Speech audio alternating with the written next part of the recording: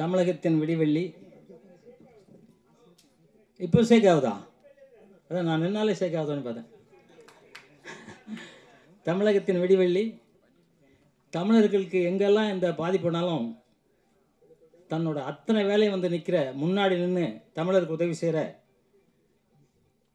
அவரை எப்படி கடவுள்னு சொல்கிறதா, அப்பான்னு சொல்கிறதா, அண்ணன்னு சொல்கிறதா எனக்கு தெரியல, திருமாவளவன் அண்ணன் அவர்களை அத்தனை பேரும் கைத்தடுங்க. அத்தனை பேரும் ஒரு கைத்தட்டல் கூட இல்லாமல் இருக்கக்கூடாது. ஏன்னா இந்த மாதிரி ஒரு மனிதர் இருக்கனாலும் நம்ம தமிழர்கள் நிம்மதியாக இருக்கணும்னு நான் நினைக்கிறேன். எனக்கெல்லாம் இடையில ஒரு 10 வருஷம் முன்னாடி தமிழ் பிரச்சனை, தமிழன் இருக்கக்கூடாதுன்னு சொல்லுது. அவர் துணிஞ்சு நின்று எனக்காக போராடி இன்னைக்கு கில்டை காப்பாற்றுனது, இன்னைக்கு தமிழ்நாட்டில் தமிழங்கையில் இருக்க காரணம் அந்த மனிதர் தான். அந்த மாதிரி மனிதன் கூட நின்று பேசுகிறதுக்கே எனக்கு பெருமையாக இருக்குது, சந்தோஷமாக இருக்குது. அவர் நீண்ட ஆயுளாக இருக்கணும். எனக்கு ரொம்ப ஆசை ஒன்று இருக்குது, அந்த இடத்துல சொல்ல முடியல, அவர்கிட்ட தான் சொன்னேன். அந்த ஆசை நிறைவேறணும் நான் இறைவன்கிட்ட வேண்டிக்கிறேன்.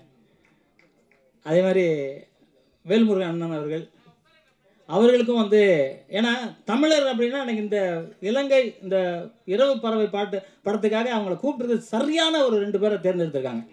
மிக மிக அற்புதமான ஒரு 2 பேர் தேர்ந்தெடுத்திருக்காங்க.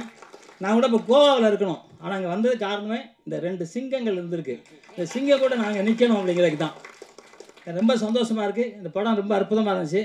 இலங்கை தமிழர்களுக்காக எப்போ அது பிரச்சனை வந்து அத்தனை நேரம் போராடின திருமாவளவன் அண்ணன் அவர்கள். அது வந்து நம்ம எல்லாருக்குமே தெரியும். ஆமாம், ஜெயிச்சமா தோத்தமானெல்லாம் நமக்கு தெரியாது, ஆனால் ஜெயிப்போம். தமிழர்கள் ஜெயிச்சே தீர்வோம். எந்த கட்டத்திலையும் எங்கேயும் நம்ம தமிழை தோக்க மாட்டோம். வந்தாலே வாழ வைக்கிறதுக்காக நம்ம வந்து பெட்ரூம் விட்டு வெளியே வந்து படுத்துட்டோம் அப்படின்னு நான் நினைக்கிறேன். அது இல்லாமல் வந்தது யாராக இருந்தாலும் வெளியே வச்சுட்டு நம்ம உள்ளே இருக்கணும். உள்ளே இருந்து நம்மளை காப்பாற்ற வேண்டிய சூழ்நிலையில் நம்ம இருக்கணும். இலங்கையில் வந்து பார்த்தீங்கன்னாக்கா முதல்ல தமிழர்கள் தான் இருந்தாங்க. அப்புறம் வடநாட்டிலேருந்து வந்து உட்காந்துட்டு அவங்களெல்லாம் விரட்டிட்டு அவங்க உட்காந்துக்கிட்டாங்க. இவங்க எல்லாம் அகதியாக ஆகிட்டாங்க.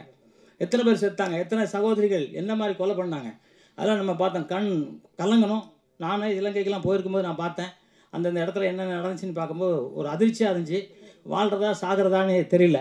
எல்லாரும் ஒரு நாள் சாவோம், ஆனால் தமிழனுக்காக குரல் கொடுத்து சாகிறோம் இல்லையா, அதுதான் பெருசு. இந்த கதையை நம்முடைய இயக்குனர் அவர்கள் வடிவமைத்திருக்கிறார்கள் அல்லவா, எழுதி இயக்கியிருக்கிறார்கள் அல்லவா, இதுக்கு உண்மையிலேயே செயல் வடிவம் தர வேண்டும் என்றால் அது தமிழக சட்டமன்றத்தால் முடியாது, இந்திய நாடாளுமன்றத்தால் தான் முடியும். அதை செய்யக்கூடியவராக இருக்கக்கூடிய அண்ணன் விடுதலை சிறுத்தைகளின் தலைவர் என் அன்புக்குரிய அண்ணன் திருமாவளவன் அவர்களையும், வருகை தந்து இருக்கின்ற திரைப்பட இயக்குனர் அரவிந்த் அவர்களையும், கலை மாமணி, மதிப்பிற்குரிய, நான் வந்து அவரை சின்ன வயசுலேருந்து படங்களை பார்க்கும்போது வரும், அப்படியே சண்டை பயிற்சியெல்லாம் இன்றைக்கி பல நிகழ்ச்சிகளில் இதுமாரி ஒன்றா பேசுகிறதுக்கு பார்க்குறதுக்கு வாய்ப்பு கிடைத்து, தமிழர்களுக்கென்று தனியாக ஒரு அமைப்பை உருவாக்கி அதற்கு அவருக்கான பல்வேறு மிரட்டல்கள் உருட்டல்கள் எல்லாவற்றையும் எதிர்கொண்டு நீங்கள் எல்லா கதாநாயகர்களையும் கையாண்ட உங்களுக்கு இந்த உருட்டல் மிரட்டல் எல்லாம் ஒருபோதும் நீங்கள் கவலைப்பட வேண்டாம். அண்ணன் ஜாக்குவார் தங்கம் அவர்களே, நீங்கள் இந்த மண்ணின் மைந்தன், பச்சை தமிழன். உங்கள் அருகாமையில் இருப்பது விடுதலை சிறுத்தைகளின் தலைவர் அண்ணன் திருமா அவர்கள். அந்தாண்ட நான் உட்காந்துருக்கிறேன். எங்களை 2 பேரை தாண்டி உங்களை இங்கே வந்து நடிக்க வந்தவன், அல்லது சங்கம் துவக்க வந்தவன், அல்லது தென்னிந்தியா முழுக்க சொந்தம் கொண்டாடுறவன், ஒரு துரும்பை கூட உங்கள் மீது படாது. நீங்கள் கவலையே பட வேண்டாம், அச்சமே பட வேண்டாம். அதனால் தொலைபேசியில் அடிக்கடி அண்ணன் பேசுவாங்க, வாழ்த்துவாங்க. தமிழ் வாழ்வுரிமை கூட்டமைப்பு சார்பாக நிகழ்ச்சிகளை நாங்கள் முன்னெடுக்க போது, நீங்கள் தென்தமிழ்நாட்டின் தமிழன், திருநெல்வேலி எதில் வீரம் என்று உங்களுக்கு தெரியும், நான் சொல்லக்கூடாது. அதனால் இனி உங்கள் வாயால் வந்தேரிகளாலோ அல்லது வேறு நபர்களாலோ உங்கள் உயிருக்கு அச்சம் பயம் என்கிற வார்த்தை வரக்கூடாது. நாங்கள் இருக்கிறோம் என்பதை முதலில் பதிவு செய்து, அதுபோன்று இங்கு தமிழ் திரைப்பட சிறு முதலீட்டார் தயாரிப்பாளர் சங்கத்தின் சார்பாக வாழ்த்திய அன்பு செல்வன் அவர்களுக்கும், வருகை தந்திருக்கின்ற எங்கள் அண்ணன் திருமாவர்களை இயக்கிய இயக்குனர் செல்வகுமரன் அவர்களுக்கும், அன்புதுரை, கமலக்கண்ணன், ரங்கராஜன், பாண்டியன், சங்கர், உமாசங்கர், ராஜா, படத்தில் நடித்திருக்கிற அரசியல்வாதியாக நடித்திருக்கிற நீலகல் ரவி, குல் சுரேஷ், அனீஷ் பிரபு, சக்திவேல், மதுரம் அம்மா உள்ளிட்டவர்களுக்கும், இன்னும் நிறைய பேர் படிச்சுக்கிட்டே போகணும், எழுதி கொடுக்க சொன்னேன், யாரும் கோபித்து கொள்ளாதீர்கள்.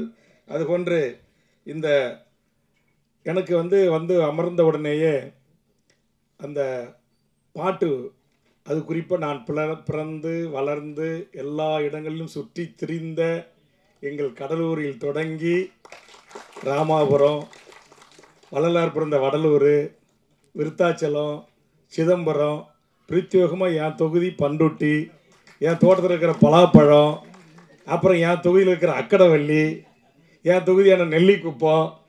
ரொம்ப நன்றி. இந்த பாடல் ஆசிரியர் புண்ணியவன் யாருங்க? ரொம்ப மகிழ்ச்சி. ஏன்னா எனக்கு ஒரு ஆதங்கம் உண்டு. என்னதான் இருந்தாலும் இந்த மண்ணின் மீது ஒரு ஈர்ப்பு, ஒரு பாசம் இருக்கும்ல. எனக்கு இருக்கும், எங்கள் அண்ணன் திருமாவுக்கும் இருக்கும், அண்ணன் ஜாக்குவாருக்கும் இருக்கும், எல்லாருக்கும் இருக்கும் அந்த மண்ணின் மீது. உலகத்துக்கே ராஜாவாக இருந்தாலும் தாய்க்கு பிள்ளை தானேன்னு சொல்லுவாங்கல்ல. அந்த மாதிரி கொங்கு நாட்டை பற்றி அந்த மொழியில் அந்த கலாச்சாரத்தை குறித்து படம் வரும். தென் தமிழ்நாட்டு குறிப்பாக மதுரை, திருநெல்வேலியை மையமாக வச்சு படம் வரும் நிறையா. நம்முடைய தமிழர்களுடைய அந்த குடும்பம், உணவு முறை, பண்பாடு, சண்டை, வீரம். திருநெல்வேலின்னா அருவா, மதுரைன்னா ஜெகர்தாண்டா, அப்புறம் இன்னும் நிறையாவும் இருக்குது. வீரத்துலேயும் மதுரைக்கு குறைஞ்சது இல்லை. தமிழர்கள் என்றாலே வீரம் தான், அது எந்த விதம் இல்லை. ஆனால் எங்கள் இந்த நடுநாட்டு மக்கள் இருக்காங்கள்ல, நான், அண்ணன் திருமா, எங்கள் தயாரிப்பாளர் பத்திரக்கோட்டை, இந்த புலியூர்கள், என்ன அது படம் புலியூர், ஒரு அந்த அப்படியே இயக்குனர் என் ஊரை விட்டீங்க. தயாரிப்பாளரே என் ஊர் மதுரை, பத்திரக்கோட்டை தான், என் ஊர் புலியூர். அதனால் புலிக்கு எனக்கு சொந்தம். வாய்ப்பு இருந்தால் எங்கேயாச்சும் இடையில கொஞ்சம் புலியூர் அப்படின்னு சேர்த்து ஒரு வரிகளை. ஏன்னா என் ஊரை சேர்ந்த பாலமுருகன் தம்பி கூட நடிச்சிருக்கிறான், என்னுடைய உறவினர் பையன். அதுக்கு எதுக்காக சொல்ல வரேன்னா, அதை கேட்கும்போது உண்மையிலேயே நான் ரொம்ப ஒரு நெகிழ்ந்துட்டேன். ஏன்னா இதெல்லாம் நிறைய படங்கள் பார்க்குறோமே. தங்கர் பச்சை அந்த முந்திரி கோட்டை பொறுக்கிறத, பலாப்பழம் போகிறத, அவர் அதுக்கு பிறகு பத்திரக்கோட்டையிலேருந்து ஒரு தயாரிப்பாளர். நம்முடைய இயக்குனருக்கு சொந்த ஊர் ராமநாதபுரம். அவரை அந்த ராமநாதபுரம் சொந்த ஊருக்காரங்களுக்கு தான் தெரியும் அந்த படகுல வர்ற மீனவர்கள், அவங்க அந்த புலிகள் அல்லது காயம்பட்ட போராளிகள், ஈழ உறவுகளை எப்படி பத்திரமா பாதுகாத்து அடைகாத்து கொண்டு வந்து இங்கே கரை சேர்க்கிறாங்க. அதற்கு அவங்க சந்தித்த வழக்குகள், பொய் வழக்குகள், புனையப்பட்ட பல்வேறு கதைகள். ஆக அந்த திரைக்கதை அவர் சொன்ன உடனேயே நான் கண்டிப்பாக ஈழம் சார்ந்த, அதுவும் குறிப்பாக அகதிகள் என்று சொல்லக்கூடாது, எங்கள் தொப்புள்குடி உறவுகள். ஆனால் இந்த சென்சாருக்காக என்ன செஞ்சுருக்காருன்னா, இந்திய வம்சவழி தமிழர்கள் இங்கே வர்ற மாதிரின்னு சொல்லியிருக்கிறாரு. அது இந்திய வம்சவழி தமிழர்களை காட்டிலும் அந்த மண்ணின் பூர்வீக குடி மக்களான என் ஈழத்து உறவுகள் தான் படகுகளிலே இங்கே வந்து போராளிகளாகவும், கரும்புலிகளாகவும், கடற்புலிகளாகவும், வான்புலிகளாகவும், உலகத்தில் எந்த ஒரு இனத்தின் விடுதலை போராட்டமும் இத்தனை படைகளையும் கொண்டு, வான்புலிகள் என்று சொல்லக்கூடிய விமானப்படை, தரப்படை, கப்பல் படை என்று அத்தனை படை கொண்டு ஒரு விடுதலை போராட்ட இயக்கம் உலக அரங்கில் விடுதலைக்கு போராடியது என்று சொன்னால், அது எம் தமிழக தேசிய தலைவர் மேதகு வேலுப்பிள்ளை பிரபாகரன் என்கிற மகத்தான தலைவன் தலைமையிலான அந்த விடுதலை புலிகளின் இயக்கம். ஆக அந்த இயக்கம் அந்த மண்ணில் ஒரு சுதந்திர தமிழ் ஈழத்திற்காக, அந்த தாகத்திற்காக 50,000 போராளிகள் அந்த மண்ணில் விதையாக விழுந்திருக்கிறார்கள். ஒரே நாளில், ஒரே வாரத்தில் 1,76,000க்கும் மேற்பட்ட மக்கள் கொல்லப்பட்டிருக்கிறார்கள். நேற்றைய முன்தினம்தான் இதை குறித்து செஞ்சியிலே பல்லாயிரக்கணக்கான உறவுகளை திரட்டி இதற்கான ஒரு நினைவேந்தலை நான் நடத்திய போது வேதனையின் உச்சமாக சில வார்த்தைகளை நான் அந்த நிகழ்விலே பேசினேன். வந்த உடனே அண்ணன் திருமாவளவோடு அதை குறித்து நான் பகிர்ந்து கொண்டேன். இன்றைய தமிழ்நாடு முதலமைச்சரிடத்தில் 4 ஆண்டு காலம் தொடர்ந்து சட்டமன்றத்தில் வலியுறுத்தி இருக்கிறேன். அப்படிப்பட்ட அந்த கருத்து தான் இங்கே வாழ்கின்ற எமது தொப்புள்குடி உறவுகளான ஈழ உறவுகள் ஒரு 2 சென்ட், 1 சென்ட், 1/4 சென்ட் நிலம் வாங்கி தங்கள் பேரில் பதிவு செய்ய முடியாது. உழைச்சி ஒரு இருசக்கர வாகனம் வாங்க முடியாது. இங்கே படித்து, இங்கே நம்மளை இந்தியாவிலேயே பிறந்து இன்றைக்கு கல்லூரி படிப்பை முடித்து இன்றைக்கு விளையாட்டு வீரனாக திகழ்ந்தால், எல்லா 7 மெடல் வாங்கியிருக்கிறது ஒரு ஈழத்து சகோதரி குழந்தை. ஆனால் தெற்காசியாவில் போய் விளையாடுறதுக்கு பாஸ்போர்ட் கிடையாது, அனுமதி இல்லை. காரணம், அவர்கள் அகதி. நானும் விடுதலை சிறுத்தைகள் தலைவர் அண்ணன் திருமா அவர்களுடைய சார்பாக சட்டமன்ற உறுப்பினராக வந்தவர்கள்தான். மாண்புமிகு கலைஞர் அவர்கள் இருந்தபோது நாங்கள் அவரிடத்திலே வலியுறுத்தி, நான் தொடர்ந்து சட்டமன்றத்தில் பேசி, இங்கு துவக்கப்பள்ளி கூட படிப்பதற்கு ஆரம்ப கட்டத்தில் அனுமதி இல்லை. உயர்நிலைப் பள்ளிக்கு போக முடியாது, உயர்கல்விக்கு வழி கிடையாது. பன்றி குடிசைகளோட கேவலமாக இருக்கும் அந்த குடிசைகள். அவர்களுக்கு அடிப்படை வசதிகள், கட்டமைப்புகள், அதை அத்தனையும் கொஞ்சம் கொஞ்சமாக சட்டமன்றத்தில் போராடி ஒரு மக்களால் தேர்ந்தெடுக்கப்பட்ட தமிழக அரசு இங்கு வாழ்கின்ற எமது உறவுகளுக்கு இந்த கூட்டத்தில் கூட என் கோரிக்கை ஏற்கப்பட்டு மாண்புமிகு தமிழக முதலமைச்சர்களால் ஈழ அகதிகள் குடியிருப்பு என்று சொல்லக்கூடியதை மாற்றி அமைத்து அவர்களுக்கு 3000 வீடுக்கான அறிவிப்பு வெளியிட்டிருக்கிறார்கள். இப்போ பல்லாயிரக்கணக்கான வீடுகள் தமிழ்நாடு முழுவதும் இவர்கள் வாழ்கின்ற இடங்களில் கட்டி தந்து கொண்டிருக்கிறோம். அதில் கூட எனக்கு திருப்தி இல்லை. நான் ஆய்வுக்கு போன எல்லா கலெக்டர் ஆஃபீஸஸ் எல்லாம் கூட்டுக்கிட்டு அவர் கழிவறையை வெளியில் வச்சுருப்பாங்க. நான் சொன்ன ஒரு வயது வந்த பெண் அல்லது ஒரு இந்த பேய் பிசாசுக்கு பயப்படுற ஒரு பொண்ணு, ஒரு சின்ன பையன் எப்படிங்க 12 மணி 2 மணிக்கு வெளியில் வந்து அவன் டாய்லெட்டை பயன்படுத்த முடியும்? கட்டி கொடுக்க தான் கட்டி கொடுக்குறீங்க, இன்னும் ஒரு 10 அடி சதுரடி கொஞ்சம் பெரிதாக கட்டி கொடுக்கக்கூடாதுன்னு அதற்கு ஒரு பரிந்துரையும் நான் செய்தேன். நான் எதற்காக இதையெல்லாம் சொல்லுகிறேன் என்று சொன்னால், இன்றைக்கு இங்கு வாழ்கிற இந்த மக்கள் அவருடைய தொப்புள் கொடி உறவுகள் உலகம் முழுவதும் வாழ்கின்றார்கள். கனடாவில் ஒரு ஈழத்தமிழர் இன்றைக்கு அமைச்சராக பதவியேற்றிருக்கிறார். இந்த நேரத்தில் அவருக்கு நான் வாழ்த்துக்களை இந்த நிகழ்ச்சியின் சார்பாக சொல்லுகிறேன். நாடாளுமன்ற உறுப்பினர்களாக பல உயர்ந்த பதவிகளை வைக்கிறார்கள். ஆனால் இந்தியா எமது தாய்நாடு, பன்னெடுங்காலத்திற்கு முன்பு கடல்கோளால் பிரிக்கப்பட்ட என் ஈழம் என்கிற ஒரு தேசம், அந்த தேசத்தின் உறவுகள் இந்த மண்ணில் எவ்வளவு வலியோடு வேதனையோடு வாழ்ந்து கொண்டிருக்கிறார்கள். இன்றைக்கும் காலையில் 10 மணிக்கு வெளியில் வேலைக்கு போயிட்டு மாலை 6 மணிக்குள்ளே சிறப்பு முகாமுக்களுக்கு திரும்பலை அப்படின்னா கியூ பிரான்ச் அடுத்த நிமிஷம் அங்கே போய் நிற்பாங்க. இதையெல்லாம் நான் கூட அண்ணன் திருமாவட்ட வழியோடு சொன்னேன். 11 முறை இந்த மக்கள் படுகின்ற துன்பம் துயரங்களை குறித்து நான் இந்த நாட்டுடைய முதலமைச்சரை சந்தித்து கடந்த சில மாதங்களில் பேசியிருக்கிறேன். சமீபத்தில் ஒரு 6 பேர் கைது செய்யப்பட்டிருக்கிறாங்க. அவர்கள் செய்த குற்றம் பாஸ்போர்ட் இல்லாமல் வந்தது, படகுகளில் வந்தது. இந்த கதையின் கரு அப்போ ஒத்து போகுது. அவர் இது கதை இயக்குனர் என்கிட்ட அந்த கதையும் சொல்லலை, என்ன இதுமாரி இதை சார்ந்த ஒரு படம் அப்படின்னாரு. நேற்றுக்கு தான் நான் ரொம்ப கோபமாக உணர்ச்சி வயப்பட்டு அந்த மேடையில் பேசினேன். முதலமைச்சருக்கு வேண்டுகோள் வைத்தேன்.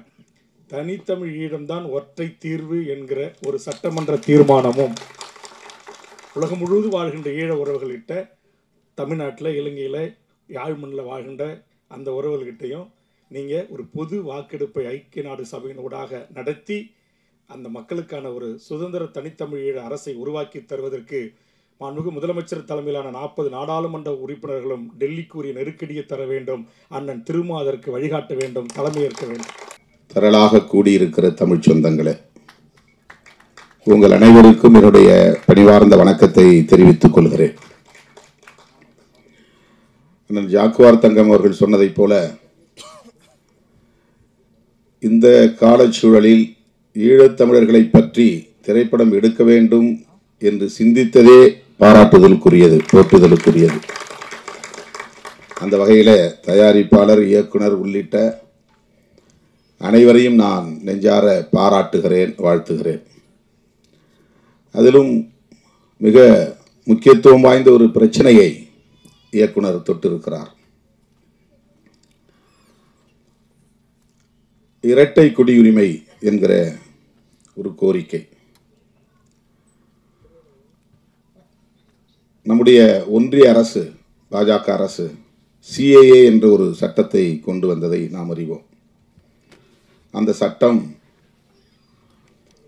ஈழத்திலிருந்து வரக்கூடிய தமிழர்களுக்கு குடியுரிமை தர முடியாது என்று திட்டவட்டமாக தெரிவித்திருக்கிறது.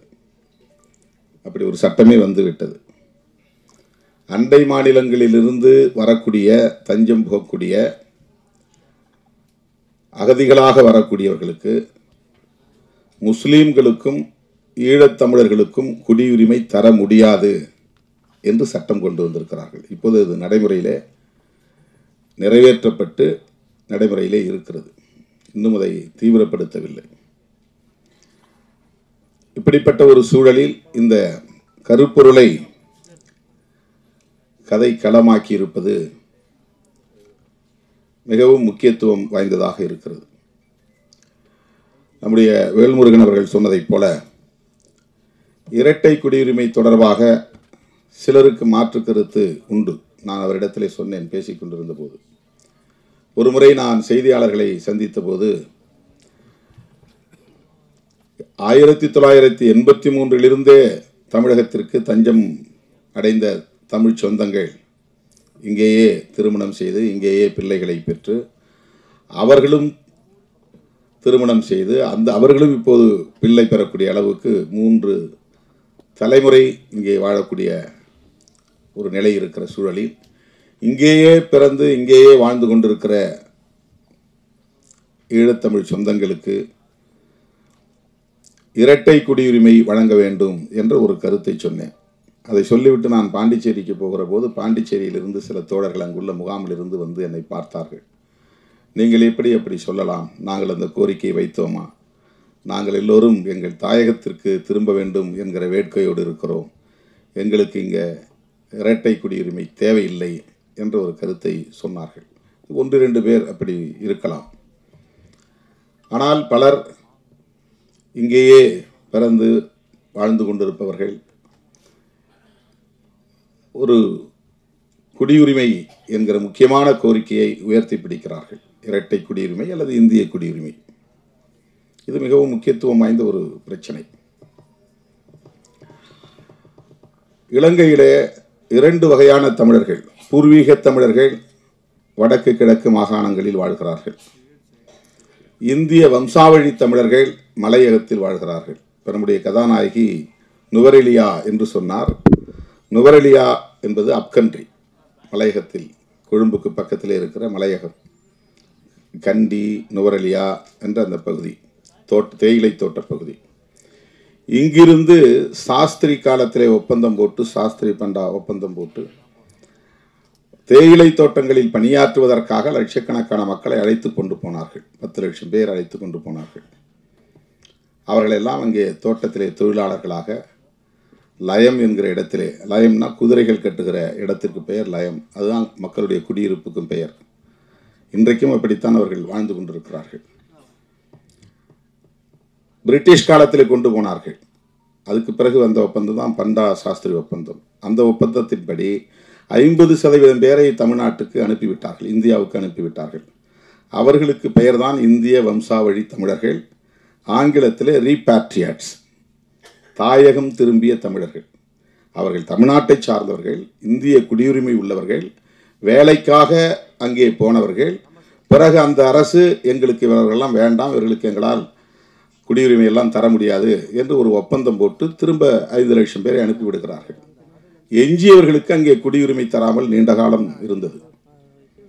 அப்கண்ட்ரியிலே இருக்கிற மக்களுக்கு குடியுரிமை தரப்படாமல் நீண்ட காலம் போராடி போராடி இப்போது குடியுரிமை பெற்றுவிட்டார்கள். இது பூர்வீக குடி தமிழர்கள் அல்ல. வடக்கு கிழக்கு மாகாணங்களில், யாழ்ப்பாணம் சொல்கிறோம் இல்லையா, வன்னி சொல்கிறோம், அது வடக்கு மாகாணம். மட்டக்களப்பு, அம்பாறை அது கிழக்கு மாகாணம். இது ரெண்டும் சேர்ந்து தான் ஈழம், தாயகம், தமிழ் ஈழம், வடக்கு கிழக்கு மாகாணங்கள். அந்த வடக்கு கிழக்கு மாகாணத்தை சார்ந்த தமிழர்கள் தான் பூர்வீக தமிழர்கள். சிங்களவர்கள் அங்கே குடியேறுவதற்கு முன்பு இலங்கை முழுவதும் சேர்ந்து வாழ்ந்த, பறந்து வாழ்ந்த குடிமக்கள் தமிழர்கள். இதை அல்லாமல் இன்னொரு தமிழர்கள் இருக்கிறாங்க. அவங்க யாருன்னா, கொழும்பிலே வணிகம் செய்து கொண்டு அங்கேயே போய் செட்டில் ஆன தமிழர்கள். தமிழ்நாட்டை சார்ந்தவங்க அங்கே போய் பிஸ்னஸ் பண்ணுறாங்க, டெக்ஸ்டைல் பிஸ்னஸ் பண்ணுறாங்க, பலசரக்கு வியாபாரம் பண்ணுறாங்க, பல வகையான வியாபாரங்களை பண்ணிவிட்டு அங்கேயே போய் செட்டில் ஆகிடுறாங்க. அவங்க வம்சாவழி தமிழர் அப்படின்னு சொல்ல முடியாது. ஏன்னா அப்பப்போ போயிட்டு வந்துடுறாங்க, அங்கே வீடு இருக்குது, அவங்களுக்கு அங்கேயே பிஸ்னஸ் இருக்குது. யாழ்ப்பாணத்திலும் அந்த வடக்கு மாகாணத்திலும் கிழக்கு மாகாணத்திலும் வாழக்கூடியவர்கள் அந்த மண்ணின் மைந்தர்கள். நம் நாடு பூகம்பத்தால் 2ஆக பிளந்த போது லெமுரியா கண்ணு அழிஞ்சு போச்சுன்னு சொன்னாங்க இல்லையா, அழிஞ்சது போக எஞ்சிய பகுதி தான் தீவாக இருக்குது. அப்போல்லாம் இதெல்லாம் சேர்ந்து ஒரே நிலப்பரப்பாக இருந்தது. ஆஸ்திரேலியாவும் இதில் சேர்ந்த நிலப்பரப்பாக இருந்தது. மூழ்கி போன லெமுரியா கண்டம் ஒரே நிலப்பரப்பாக இருந்தது. அப்படிப்பட்ட காலத்தில் லெமுரியா உள்ளே போயிருச்சு, பகுருளி ஆறு உள்ளே போயிருச்சு, எஞ்சிய பகுதி தீவாக இருக்குது. அந்த தீவு இன்னைக்கு நமக்கு இன்னொரு நாடு, ஆனால் அன்னைக்கு ஒரே நிலப்பரப்பாக இருந்தது. அப்போ நாம் எல்லாம் ஒன்றா சேர்ந்து வாழ்ந்த காலம், நம்முடைய முன்னோர்கள் எல்லாம் ஒரே நிலப்பரப்பாக இருந்தது. இப்போ திடீர்னு இப்போ தமிழ்நாடு 2ஆக பிளந்துருதுன்னு வச்சிங்க, சென்னைக்குள்ளே வெள்ளம் புகுந்துருது, 2ஆக பிளந்துருது. பிளந்த பகுதி ஒரு பகுதி உள்ளே போயிடும், ஒரு பகுதி தீவாக மாறிடும், இன்னொரு பகுதி இந்த இந்தியாவோட இணைஞ்சு நிற்கும், தெற்கான தட்சிண பூமியோட இணைஞ்சு நிற்கும். சென்னை, செங்கல்பட்டு, காஞ்சிபுரம், திருவள்ளூர்லாம் இதோட இணைஞ்சிருக்கும். நடுவில் தண்ணி பூந்து அரபிக்கடலில் போய் கலந்துருதுன்னு வச்சுங்க, தென்பகுதி எல்லாம் கடலூருக்கு அந்த பக்கம் இருக்கிற பகுதியெல்லாம் ஒரு தீவாக மாறிடும். அந்த மாதிரி தான் இலங்கை தீவு, அப்படி உருவானது தான் இலங்கை தீவு. ஆகவே அந்த இலங்கை தீவிலே வாழ்ந்த மக்கள் ஏற்கனவே இந்த நிலப்பரப்பில் பூர்வீகமாக வாழ்ந்தவர்கள். அவர்கள் இங்கிருந்து குடியேறியவர்கள் அல்ல. ஆனால் அப்கண்ட்ரியிலே வாழக்கூடியவர்கள், இங்கிருந்து வேலைக்காக போனவர்கள், அழைத்து செல்லப்பட்டவர்கள். ஆங்கிலேயர் காலத்தில் இப்போ நாம் கேட்பது வம்சாவழி தமிழர்களுக்கான குடியுரிமை அல்ல. வந்துவிட்டவர்கள் இங்கே இந்திய குடிமக்களாக ஆகிவிட்டார்கள். ரீபாட்ரியாட்ஸ்ங்கிற பெயரில் நீலகிரியில் இருக்கிறவங்களாம் அவங்க தான், கொடைக்கானல் பகுதியில் இருக்கிறவங்களாம் அவங்க தான். அதிகமாக அங்கே மலையக தமிழர்கள் இருப்பாங்க. அவங்கெல்லாம் தாயகம் திரும்பிய தமிழர்கள். அவர்களுக்கு குடியுரிமை பிரச்சனை இல்லை. ஆனால் வேற பிரச்சனைகள் இருக்கு, சட்டப்பூர்வமான இன்னும் சில பிரச்சனைகள் இருக்கு. கண்டி, நுவரெலியா போன்ற பகுதிகளிலே தங்கியிருப்பவர்கள், இங்கிருந்து போனவர்கள் இப்போது அங்கே குடியுரிமை வாங்கி கொண்டார்கள். இப்போ அவங்க எல்லாம் ஸ்ரீலங்கன் சிட்டிசன்ஸ். 1983 கலவரம் ஏற்பட்ட போது, ஜூலை கலவரம் ஏற்பட்ட போது அங்கிருந்து படகுகளே வந்து இங்கே தஞ்சம் புகுந்தவர்கள் 83 தொடர்ச்சியாக கலவரம் நடக்கிற போதெல்லாம், வன்முறைகள் நடக்கிற போதெல்லாம் உயிர் தப்பி பிழைத்து இங்கே வந்தவர்கள் இங்கேயே தங்கிவிட்டார்கள். இப்போ இங்கே இருக்கிறவங்களோடவே திருமணம் பண்ணிக்கிட்டாங்க. இந்திய குடியுரிமை பெற்றவர்களோடவே திருமணம், ஆணோ பெண்ணோ திருமணம் பண்ணிக்கிறாங்க. இப்போ முகாம்கள் இருக்கிறாங்க. முகாம்கள் இருந்த நிலைமைகளை நம்முடைய வேல்முருகன் அவர்கள் மிகுந்த உருக்கத்தோடு சொன்னார். போராடி எப்படின்னா அவங்களுக்கு வீடுகள் கட்டித்தரணும், அவங்களுக்கு வழங்கப்பட்ட மாதாந்திரப்படி. நான் ஒரு முறை காட்டுமன்னார்குடியில் போய் ஒரு முகாம் பார்த்தேன். ஒரு சின்ன ஒரு ஹால், அதுக்குள்ளே புடவையால் தான் தனித்தனி வீடு மாதிரி மறித்து புடவை தான் வால் மாதிரி சாரீஸாலே அப்படியே கட்டிக்கிட்டு அதுக்குள்ளே தான் ஒரு குடும்பம். அது மாதிரி இன்னொரு தடுப்பு கட்டியிருப்பாங்க, அதுக்குள்ளே ஒரு குடும்பம். அவங்களுக்கு தனி வீடே இல்லை. மொத்தத்தில் ஒரு டார்மிட்ரி மாதிரி ஒரே ஹால். அந்த ஹாலுக்குள்ளே வந்து பிளைவுட் போட்டு கூட தடுத்து கொடுக்கல, அவங்களே துணியால் வந்து தடுத்து குடியிருந்தாங்க. அவங்க ஊருக்கு பக்கத்தில் அம்பலவாணன்பேட்டையில் ஒரு முகாம் இருந்துச்சு. காட்டு சாகை புலியூர் பக்கத்தில் அங்கே ஒரு முகாம் இன்றைக்கி இருக்குது. அந்த முகாமுக்கு போய் நானும் கட்சியில் பொதுச் செயலாளர் ரவிக்குமார்லாம் போய் பார்த்தோம். அந்த மாதிரி ஒரு 5-6 முகாம்களை பார்த்துட்டு ஒரு ரிப்போர்ட்டு போய் அன்றைக்கு டாக்டர் கலைஞர்கிட்ட கொடுத்தோம். அவங்களுக்கு மாதம் வழங்கக்கூடிய அந்த தொகை, உதவித்தொகை பத்தாது, அதை உயர்த்தணும். விடுதலை சிறுத்தைகள் கட்சியினுடைய கோரிக்கையை ஏற்று கலைஞர் அப்போ வந்து 300 ரூபாய் 400 ரூபாய் இருந்தது வந்து 600 ரூபா உயர்த்தினார். இன்றைக்கி 1000 ரூபாய்க்கு மேலே வந்துருச்சு, உயர்த்திட்டாங்க. இப்போ அதுக்கு பிறகு தான் வீடுகள்லாம் கட்டணுங்கிற கோரிக்கைகள்லாம் வேல்முருகன் அவர்கள் சொன்னது மாதிரி நம்ம எல்லாம் சேர்ந்து குரல் கொடுத்து இன்றைக்கி வீடுகள் கட்டி கொடுக்குறாங்க. இந்த முகாம்களை இல்லாமல் வெளியே வந்து அரசு அனுமதியோடு தங்கியிருக்கிறாங்க பல பேர். மொத்தத்தில் தமிழ்நாட்டுக்குள்ள 1 லட்சம் பேர் தான் இருப்பாங்க. அவங்களுக்கே இங்கே நம்மளால் வந்து நல்ல வீடு கட்டி தர முடியல. ஆஸ்திரேலியாவோட தரக்கூடிய மரியாதை இந்தியாவில் கிடையாது. கனடாவில் அப்படி தஞ்சம் புகுந்த ஈழத்தமிழர்களுக்கு தரப்படுகிற உரிமைகள், வசதிகள், அவங்களுக்கு வேலை கிடைக்கிற வரலையும் எத்தனை பேர் குடும்பத்தில் இருந்தாலும் அத்தனை பேருக்கும் வந்து அரசாங்கம் சாப்பாட்டு செலவிலிருந்து அத்தனை செலவையும் அரசாங்கம் ஏற்றுக்கொள்கிறது. இங்கிலாந்தில் அந்த மாதிரி. இங்கே புலிகளோடு தொடர்பில் இருந்தால் தூக்கி அடிச்சிடறான், அங்கே புலிகளோட தொடர்பில் இருந்தால் குடியுரிமையை தரான். ஐரோப்பிய நாடுகளில் நான் புலிகள் இயக்கத்தில் இருந்தேன், போராட்டத்தில் இருந்தேன் அப்படின்னு சர்டிஃபிகேட், நல்லா நிறைய சர்டிஃபிகேட் கொடுத்துருக்குறேன். அந்த மாதிரி ஒரு எம்பிங்கிற முறையில் வர்றவங்களுக்கு வந்து ஃப்ரான்ஸ்லேயே ஐரோப்பியில் ஏதாவது ஒரு நாட்டில் அவங்க போய் தங்கணும்னா இவர் வந்து ஈழ விடுதலை போராட்டத்தில் ஈடுபட்டவர், ஆயுத குழுக்களோட தொடர்பில் இருந்தவர். அதனால் இவர் இலங்கைக்கு போனால் இவரை கைது செய்து விடுவார்கள் அல்லது கொன்று விடுவார்கள். எனவே இவரை உங்கள் நாட்டில் அடைக்கலம் தந்து அவருக்கு ஏற்றுக்கொள்ளுங்கள் அப்படின்னு நம்ம கடிதம் கொடுக்கணும். அதை வந்து இங்கிலாந்தில் ஏற்றுக்கிறாங்க, ஐரோப்பிய நாடுகளில் ஏற்றுக்கொள்கிறார்கள், அமெரிக்காவில் ஏற்றுக்கொள்கிறார்கள், கனடாவில் ஏற்றுக்கொள்கிறார்கள். இந்தியாவில் புலிகளோட தொடர்பில் இருந்தால் அடுத்த செகண்டே தூக்கி அனுப்பிச்சி விட்ருவாங்க. கைது பண்ணால் அவர் சொன்ன மாதிரி சிறப்பு முகாமில் போட்டுருவாங்க. எந்த குற்றமும் செய்ய மாட்டாங்க, சாதாரண குற்றம் தான். அதுக்கு என்ன காரணம்னா இந்திய ஒன்றிய அரசின் வெளி விவகார கொள்கை தான் முக்கியமான காரணம். இந்த குடியுரிமையை பொறுத்தவரையில் தமிழ்நாடு அரசுக்கு எந்த மாநில அரசுக்கும் அதிகாரம் கிடையாது. சட்டமன்றத்தில் ஒரு தீர்மானம் நிறைவேற்றலாம். இப்போ கூட அவர் சொன்னார் இல்லையா, நான் செஞ்சி கூட்டத்தில் பேசினேன், தீர்மானம் நிறைவேற்றுங்கன்னு, தமிழிடம்தான் ஒரே தீர்வுன்னு சட்டமன்றத்தில் தீர்மானம் நிறைவேற்றுங்க. அந்த மாதிரி இரட்டை குடியுரிமை வழங்குங்கள் என்று தமிழ்நாடு சட்டமன்றத்திலே தீர்மானம் நிறைவேற்ற முடியும். அவங்களால சட்டம் மசோதா பில்லு கொண்டு வர முடியாது. அந்த அதிகாரம் வந்து மாநில அரசுக்கு கிடையாது, இந்திய ஒன்றிய அரசுக்கு தான் இருக்கு. அவங்க ஏற்கனவே சட்டம் கொண்டு வந்துட்டாங்க, அதை தான் நம்ம கடுமையாக எதிர்த்தோம், மிக கடுமையாக எதிர்த்தோம். பாருங்க, மத அடிப்படையில் தான் பார்க்குறான். முஸ்லீம்களுக்கு தவிர மற்ற யார் வந்தாலும் நான் கொடுப்பேங்கிறான். புத்திஸ்ட் வந்தால் கொடுப்பேன் இது குடியுரிமை.